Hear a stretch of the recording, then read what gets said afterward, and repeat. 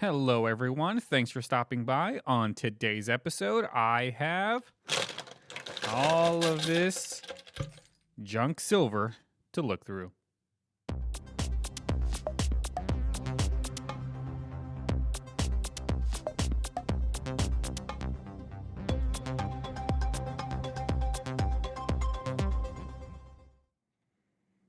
Hello and welcome. My name is Lyle, and I own West Tennessee Gold and Silver Exchange here in Savannah, Tennessee. And I do a lot of videos of all of the cool collections that come in to the store. And today I have a lot of junk silver that I believe someone who found me on YouTube wanted to sell me. Well, I think he traded me some of these junk silver items for some silver rounds. And I'm going to look through them. I don't believe there's any key dates here, but there's some pretty cool stuff in here. We got a lot of halves. We got some peace dollars. So before I get into all of those, I want to remind you that I am dangerously close to my goal of 500 subscribers. So if you want to help me out, there is a video that you can go to right there. And I'm giving away a couple of prizes as soon as I reach 500 subscribers, and that could be today. I could be doing a video later on today if I reach that 500 subscriber mark. I am about 30-ish away as of this recording, so please help me out. Go to the video that was up there and make sure you comment there, because that's where I'm going to take out the names. I'm going to put everyone into a wheel. I'm going to do a video of spinning the wheel 3 times. You're going to win one of those 3 prizes if your name is chosen. So go to that video, like, subscribe, and thanks for helping me out. But for now, let's go ahead and check out all of this junk silver that the customer sold me, or he traded me, which I do trades. So if you ever want to trade some stuff, let me know. My contact information is inside of the video description. It's always there. So in case you want to do some business, feel free to send me an email, call the store. You're more than welcome to. I would tell you the phone number, but I am one of those people that do not remember phone numbers. So I can't really tell you what the phone number is. I always have to look at it when I'm writing the descriptions down. I think it's 731 727 841. No, I don't know. Look in the description. It's in there. Believe me. I can't remember those things. But for whatever reason, I can remember a lot of other stuff. Like a lot of these coins and these key dates. That I remember. Well, I mostly remember. It's hard to remember all of this stuff. So what I'm doing now is I'm just sorting everything, putting it into like piles so I can easily go through everything. But I have been getting a lot of messages from people watching. Thank you guys so much for all of those. I do appreciate it. I am a one-man show, so if I don't get to your message in a timely manner, I am so sorry. I do what I can to make sure I respond to everybody, but I got a whole store I got to look after. I got a family. I like doing these videos. I like to show you guys what comes in. But yeah. So I have been getting a lot of people that have been saying that they're surprised how much stuff I say goes into the junk bin. One thing you got to remember is I've never owned a coin store before. I've never worked in a coin store before. I did this as like a leap of faith almost. I'm a real estate agent. That's what I was doing full time for the past couple years. And I got the wild hair to just start doing this because it was a market that was not here in Savannah. So I said, sure, I'll do it. So I'm still learning a lot. As I learn more, I try to help you guys, learn through my experience of what actually sells for what in this market. Like some other markets can be better. Like in my coin store back home, the one that I used to go to all the time as a kid, they were selling stuff way different than I have to sell stuff here. Like a lot of this stuff yes, it's considered junk silver to me because I can't sell it. There's not many collectors that have come out of the woodwork to say, "Hey, here is I need a 1923 peace dollar. Do you have one that I can buy for, $40?" I feel like, I probably have one in the junk silver bin that you can buy for like $27, $30, depending on the condition. So, uh, but yeah, so I'm still learning a lot of that stuff. I'm still trying to figure out what sells for what. If I can command more of a premium, perfect. If not, junk silver bin. That stuff I flip fairly quickly. So that's where I'm at with a lot of that stuff. So thank you for letting me know that you're surprised how much stuff gets thrown into the junk silver bin. But let's see what we got here. I don't believe there's any key dates in here. So if you like seeing the key dates, I guess I don't want to tell you to skip this video, but probably is just going to be me showing you all of these cool coins. Here's a Franklin.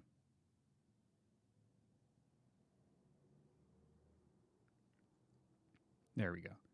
Man, I'm starting to think it's not the camera. I think it's OBS that's doing the focusing. I was trying a different program and the camera was focusing much better than it does here in OBS. So I have to figure out how to work that program so I can go ahead and move on to something else. Here's a 1954. Now, the Franklins don't really have any key dates per se. The only one that does command a little bit more is the 1955. There's also a few varieties. There's one that Benjamin Franklin kind of looks like he's Bugs Bunny. There's that variety floating around out there.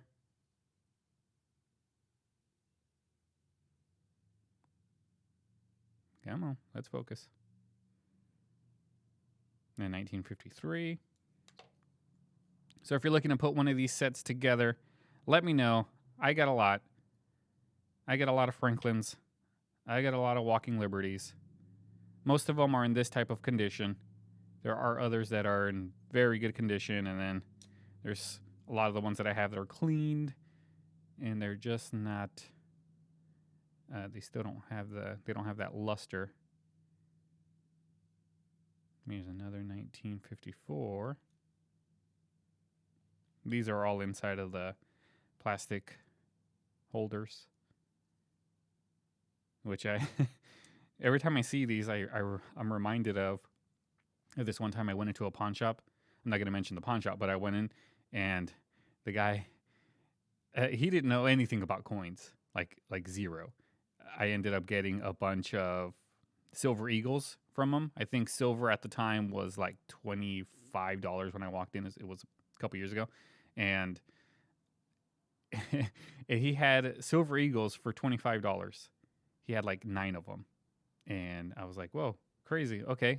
Would you cut me a deal if I buy all of them? And he said, yeah, he'll give me 10% off. So I ended up getting them for like $22. And there was 9 of them. So those deals float around. But to get to the actual story, every time I see him in this plastic stuff, I'm reminded of that guy because he, along with those silver eagles, he also had a bunch of these, like in this same exact plastic. I'm not sure where they get them out of, but it was the same exact plastic. And I asked him how much he wanted. And he's like, for which one? I was like, I don't know, for this one. And I just pulled out one and I showed it to him. So he gets out his phone. Come on, focus. He gets out his phone and he starts looking it up. And he throws me a price and he says $6. And I was like, okay, $6. That's not bad. Let me buy all of them for $6. And he's like, no, 600. And I was like, 600? What in the world? It's just a Franklin half. Like, what do you mean 600? And he's like, well, that's what they're going for online. And I was like, no, that's not what they're going for online. Like, no, 600 really for one? And he's like, yeah. And he had like 30 of them. So at 600 times 30, I'm not sure what that is, but that's a lot of money for halves. And I was like, yeah, I could understand if it was like $6 per. $6 per is a good price. But yeah, I don't know. I haven't been in there since. So I might go back one day to see if he still has them and see if I can offer him 400 for one. But that's okay. Now we're moving on to the Walking Liberties. Is the 1937.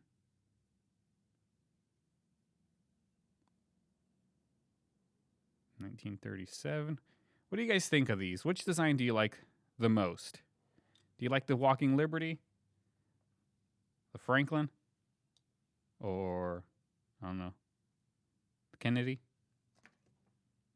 Let me know which one you guys prefer. I like the Walking Liberty. I think that it's a good looking coin. But these guys all right here, these all looked clean. You can tell by the way that luster is. Kind of looks matted. Here's a 43. Now these halves, I will end up just taking them out of these plastic things, throwing them in the junk silver bin. I know, but it's all about what sells in your area. Like if there's not many collectors in your area, of course you're not going to be able to sell some of the good stuff because there's just nobody here to buy it. You have to sell it online, then you got to pay fees, you got to ship it, then you got to worry about it getting to where it's getting. Because if you're selling on eBay and the person that bought it claims that they never got it, eBay's going to side with them and you're going to be out some money and you're going to be out your coin. That has happened to me numerous times. That is one of the main reasons why I don't sell on eBay anymore, is because they favor the buyer and don't really care about the seller. And I've lost so much money. And yeah, some of the higher end stuff, like I don't know how I'm gonna sell it yet because it's not selling here in the store. Well, I don't know because there are more and more people that are starting to show up here at the store that are actually into coins and not just looking for junk silver or bullion, that sort of stuff. So I might end up. I might end up just keeping them and waiting longer because, like I said, I've only been open like 4 months. So bear with me. I'm a real estate agent. That's what I do. I love coins. I've been collecting coins for a long time, but it was never something that I did all the time. Like it was just something that I did as a hobby. And working at the pawn shop since I was 18, like that helped me a lot with jewelry and gold, silver, and all of that stuff. But I use all of the stuff that I've learned throughout the years to make sure that what I'm buying is actual metal and not fake metal. Like all of these guys. It's a lot of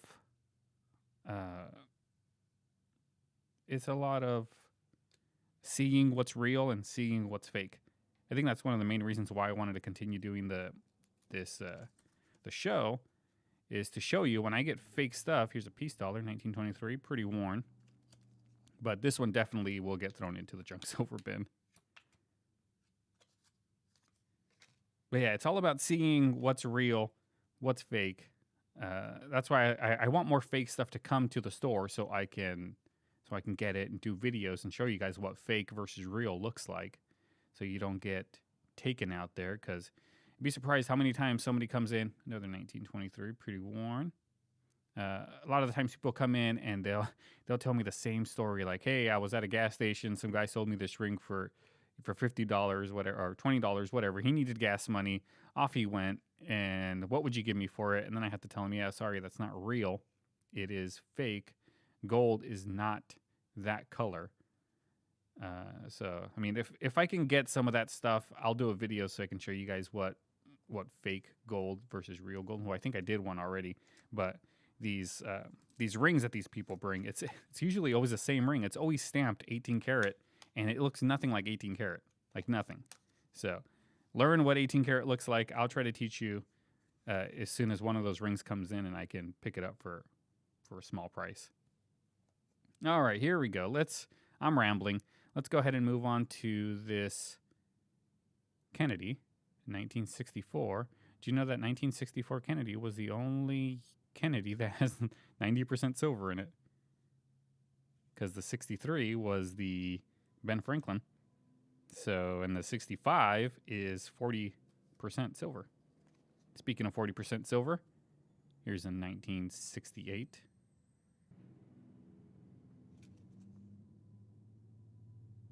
And it looks like we got some construction or something going on in the background. Here's another half, 1945. This one's got some cool luster, or not some luster, some cool tarnish right around here. Some toning. You know, silver does oxidize over time, and that's what causes a lot of that toning. But here's a couple barber quarters. A 1902. And this one right here is pretty worn down. I don't think I can really see a date well. No. More junk silver. And here's a 1902 barber.